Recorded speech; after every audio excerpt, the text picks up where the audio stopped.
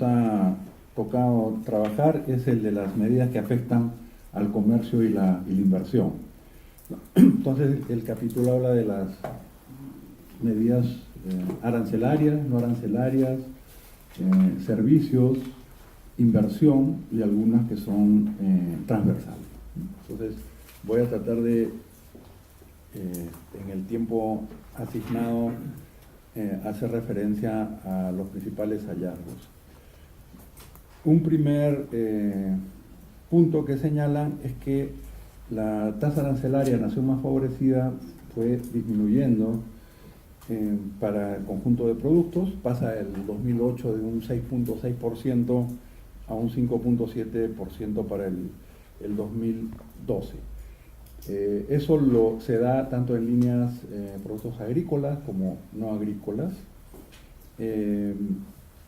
pero el 39% de las importaciones de los miembros de APEC se negociaban bajo áreas de libre comercio en el 2014 y en el 2013 solo el 46% de las líneas arancelarias estaban libres de aranceles. Entonces lo que dicen es, hay un avance, pero todavía hay un espacio en el que se podría, ¿no es cierto?, tener un impulso en esta línea.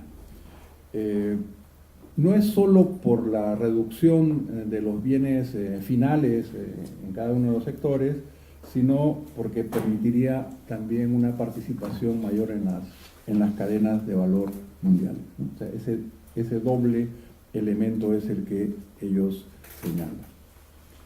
Respecto a las medidas no arancelarias, señalan que se enfrentan a presiones para deponer medidas no arancelarias para enfrentar nuevos productos y servicios, riesgos para la salud, riesgos para la seguridad y temas emergentes como la degradación ambiental. Entonces dice, hay medidas que se justifican si son estos los criterios o los elementos a los que hay que responder. Pero hay otros que no necesariamente. Entonces después van a decir, esas son las que debemos tratar de eliminar en el comercio entre los miembros de APEC.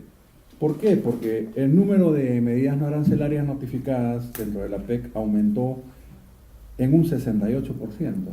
O sea, de 814 en el 2004 a 1.364 en el 2014. ¿No? Entonces dice, claro, parte es por los factores que hemos señalado que sí se justifican, pero otra no. Entonces es necesario diferenciar, discriminar entre unas y otras. Entonces hay un cálculo que hacen y dicen cuánto puede estar costando estas barreras que se están poniendo, que no necesariamente deberían estar, alrededor de 800 millones de dólares. Es una primera cuantificación del costo asociado a estas medidas no arancelarias. Entonces, una conclusión central, digamos, es debemos eliminar o reducir esas barreras no arancelarias porque aquellas que distorsionen el comercio, no las que se justifican, ¿no?, por seguridad o por temas que hemos mencionado. Respecto al comercio de servicios, hay una encuesta del PEC a líderes de opinión regionales que se hizo el 2015, ¿no? Y señalan que las medidas reglamentarias que afectan a los sectores de servicios se clasifican como el principal obstáculo comercial. O sea, por lo menos para estos empresarios o para los actores, el elemento de las restricciones en servicios son importantes. Habíamos visto en los datos cómo ha ido creciendo y la importancia que tiene. Entonces, que los actores y los empresarios señalen, ahí vemos restricciones, es algo que también nos podría llevar a trabajar o estudiar más en detalle, por lo menos cómo afecta a países como el nuestro en el caso de APEC, ¿no?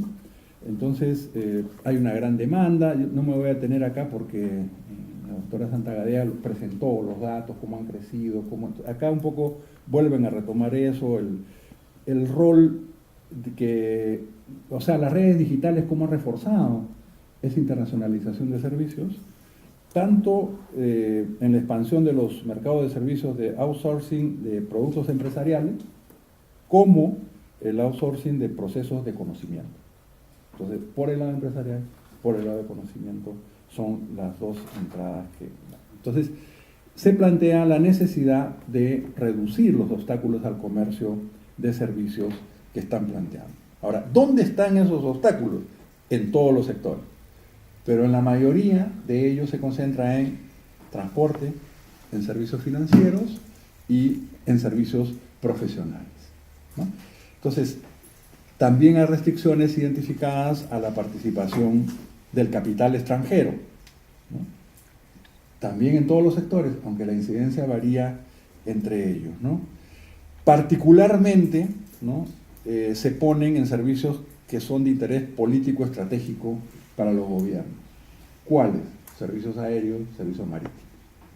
Ahí dice, ahí hay un conjunto de restricciones planteadas a la inversión extranjera.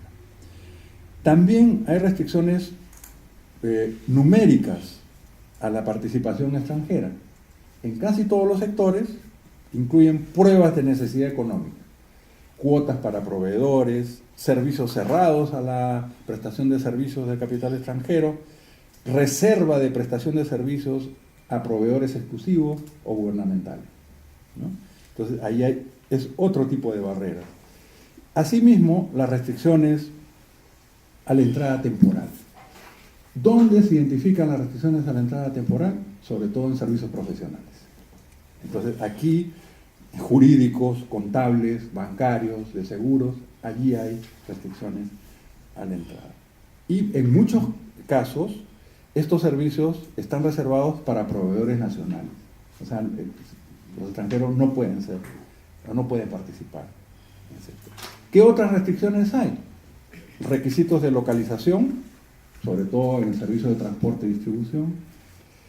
Requisitos de concesión de licencias y cualificación, que estos obstaculizan servicios financieros, marítimos, profesionales. Entonces, en algunas economías, dice, los criterios de concesión de licencias nacionales discriminan a los proveedores extranjeros. Entonces, acá se estaría violando el trato nacional, aunque en teoría deberíamos todos respetarlo, ¿no? Y ahí en ese gráfico se pone el número de barreras promedio que hay entre sectores por tipo de medida, que resume lo que he señalado hace un momento. Inversiones. Hay una gran dinámica que también ha sido señalada en los datos, particularmente en los flujos de inversión extranjera directa en industria manufacturera, en industrias de intensidad tecnológica, tanto de baja tecnología como de mediana tecnología, y el sector servicios. Entonces, la inversión extranjera está en todos estos sectores. Y varias economías de APEC han introducido políticas para impulsar la inversión, incluso mediante la liberalización de las restricciones existentes, ¿no? Así como acciones de promoción. Entonces, eliminando barreras, y otros han avanzado más promoviendo esa inversión. Una tendencia de los acuerdos internacionales de inversión es la inclusión de disposiciones para salvaguardar el derecho de un Estado a regular para objetivos legítimos de políticas públicas. Entonces dice, se está notando, ¿no?, el intento de generar un equilibrio entre las protecciones a los inversores y el espacio regulatorio para intereses legítimos de la política pública. Ese debate del policy space, ¿no es cierto?, de los estados nacionales cuando hace estos compromisos en los acuerdos comerciales regionales. Entonces dice, bueno, lo que están buscando varios de estos países es un equilibrio entre las dos cosas. Está bien, promover la inversión, pero no abdicar o no perder todo margen de maniobra para ciertas políticas públicas, ¿no? Entonces, la mayoría de estos acuerdos tiene una combinación de medidas que afectan a la inversión. Un nivel mínimo de tratamiento, el tratamiento justo y equitativo, la libertad de transferencias, o sea, el derecho a transferir libremente capital de inversión y pagos relacionados con la inversión al exterior, los requisitos de desempeño, ¿no?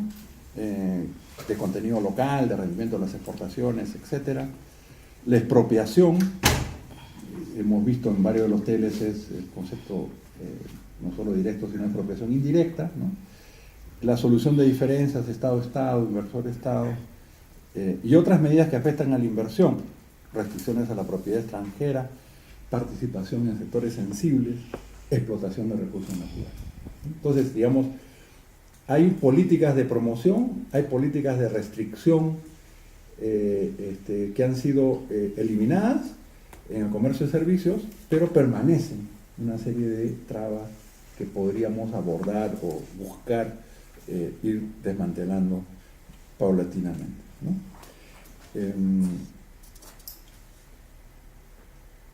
Aunque existe un régimen bastante fragmentado de derecho de inversión internacional, lo que señalan es que puede afirmarse, dicen los autores en ese capítulo, con seguridad que la liberalización de las inversiones es un objetivo transversal para las economías de África, ¿no? Finalmente, en los 2 minutos que me quedan, unas cuestiones estructurales transversales. ¿Cuáles son los temas transversales? Primero, transparencia. O sea, la transparencia, la consulta pública, señalan que son componentes muy importantes de una buena práctica reglamentaria. Entonces, debe haber información sobre la necesidad de la regulación, sobre los impactos de las distintas propuestas regulatorias, que estén disponibles para los tomadores de decisiones. O sea, los inversionistas deben conocer. O sea, no deben, porque como sabemos en servicios muchas veces está en el reglamento, a pie de página, ¿no? O sea, no se nota con claridad. Entonces, ¿en qué elemento? En 4 elementos básicos. Transparencia sobre lo que es la ley existente, transparencia sobre los procesos adoptados para administrar la ley vigente. Tercero, transparencia sobre los cambios propuestos a la ley, que no sea bajo la mesa, digamos. Y cuarto, sobre el cumplimiento de la ley. O sea, que efectivamente todos esos componentes se cumplen. Entonces, ¿qué dice? ¿Qué ha pasado en APEC?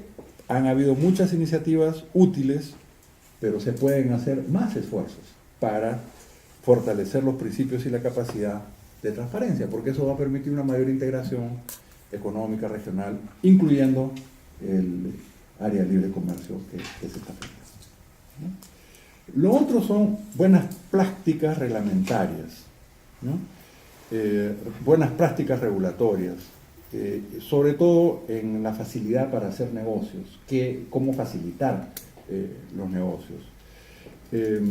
Acá hace referencia a un acuerdo del año 1999, para mejorar la competencia y la reforma regulatoria.